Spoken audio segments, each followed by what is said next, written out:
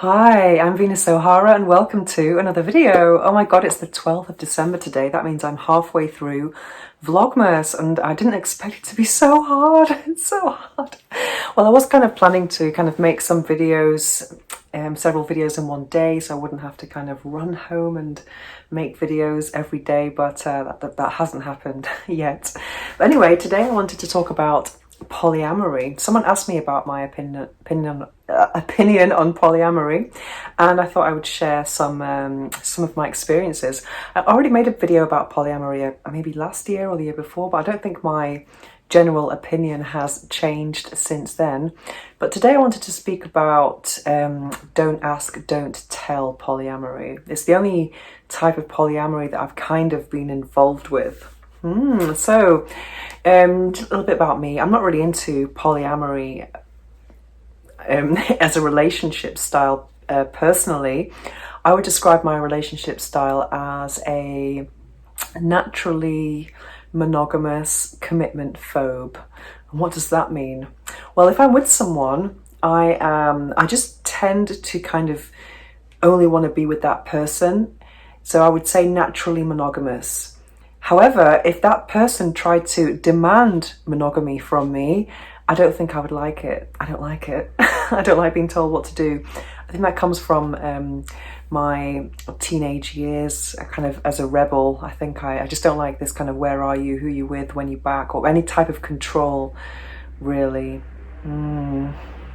So I think, I don't know, with the monogamy just seems, I don't know, making demands from me, and I think I kind of change my mind a lot. So I like to kind of come to my own conclusions or decisions on my own to kind of decide that I want to be. Well, it's not really a decision; it's just actually a feeling. I think that's the difference with me. I am monogamous because I really want to be with that person, and I'm not a promiscuous person at all. I'm not kind of like here and there on hookup apps at all. Not at all. Not at all. I really love intimacy. I love creating this cocoon. Yeah. So naturally monogamous, commitment phobe. So the commitment phobe part would be, I don't like people saying that I'm their girlfriend or something like that. Ooh, that's just like too much for me. So I don't really know how I would. So yeah, it's a very complicated kind of attachment style, really. I am into the kind of giving, but it has to be based on true desire, and not because, and also from the other person as well. I think that's really important, because I find that a lot of relationships that last a long time end up being all about we're together because there's too much at stake if we split up. Let's say they have financial commitments together or stuff like that, and I just think, oh my god, must be such a passion killer. So I've always tried to avoid that, because I'm a passion junkie personally, and yeah, so that all my relationships are based on true desire. But anyway, let's go back to polyamory. Don't ask, don't tell. Well, I'm not a polyamory expert, but what I can see is that there's a kind of like open polyamory where everything is kind of open, discussed, agreed, etc. And then I came across don't ask, don't tell polyamory. I didn't really know it was a thing actually in the polyamorous community. I was very surprised, but a few years ago, I was in a situation where I met a guy, and I knew that he had some kind of someone in his life, but I didn't realize how serious that relationship was. And he was always trying to get it on with me all the time. It was kind of like, and then one day or a few times, I think we did get it on a few times, and he was someone that didn't feel intimidated by my work, because you can imagine maybe a lot of guys do feel kind of threatened by a girl who's got hundreds of sex toys and who masturbates for a living, I can tell you. But this guy was not fazed by that at all, so that's something that really attracted me to him. And one day after we'd done stuff and whatever, I kind of opened Facebook and I see, boom, that this person had got married, when someone changes their status. And I was in absolute shock. So it turned out that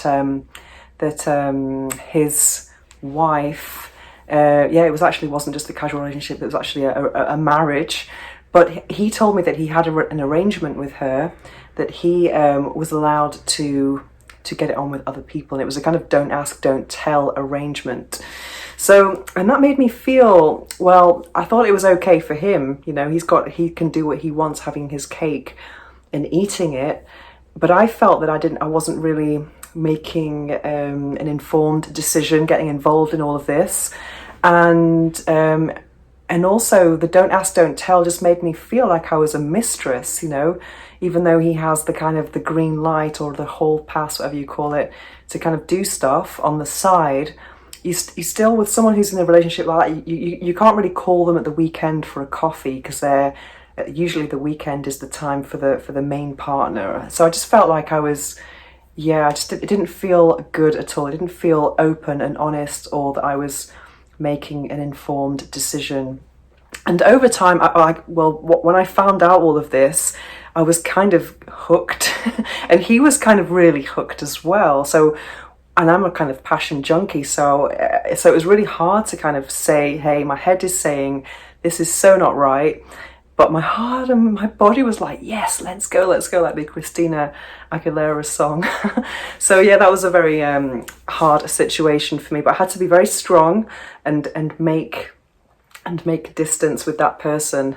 And then ever since then, I do watch a lot of documentaries about polyamory. I'm really fascinated by it, even though it's not a relationship style that attracts me personally. I'm very interested in how people handle the jealousy aspect, or these primary, secondary, all of this. It seems very complicated, but I think it's quite, the people who are open at least, I think it's quite admirable to be that open with your partner and not feel threatened by other people or jealous in the relationship. I do kind of admire that side of it, because I don't think I would be capable of that. I think I would be maybe jealous, or I don't think it would be the kind of thing I would be looking for. But you never say never, that's for sure.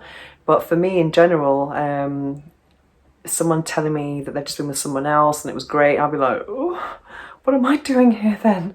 But I mean, in life, you just never know what's going to happen in your life. And I've also kind of got myself into situations that I never expected I would get into as well. So you have to have an open mind with these things. But one thing about don't ask, don't tell as well, I mean, imagining for the person who's in that relationship and they've made that informed decision to kind of accept the don't ask, don't tell situation, is that you have to be, there's a lot of kind of ambiguity. You don't really know to what extent they are sleeping with other people, and that's something that I think would maybe create more paranoia than the jealousy of having everything open. And also the safe sex, that's really, really important as well, because you don't know if I mean, someone could have like maybe let's say, I know couples who are unfaithful every time they travel for work. I mean, that's one scenario, but imagine if it was with an emotional lover that you don't know about, or if there are lots of people, or if there are orgies, or if there's really kind of high risk sex involved. I mean, I don't know, it's just, if there's don't ask, don't tell, you'll never know any of that for certain. So you're kind of playing guessing games and a lot of uncertainty. And maybe some people kind of agree to these things because they think it's either this or I lose them. You know, I think that's kind of quite a sad situation to be in personally. But as soon as I found myself in a situation that I didn't really expect to find myself in, I did my absolute best to get out of it and distance myself from it completely. Yes, and I'm so glad I did, and I'm so glad I did. And now when I look back, and this person still tries to kind of meet up with me, but I'm like, no, I'm just not interested. But I'm just kind of, oh, yeah. So definitely being the third wheel in a don't ask, don't tell, exactly, just felt the same as being the other woman, and that's not cool. Anyway, that's quite a personal story, really. Anyway, I would love to hear your thoughts on polyamory, the open style, or don't ask, don't tell, or fidelity, or anything like that. I would love to hear your comments, because it's such a personal topic, and there are so many ways to live a relationship.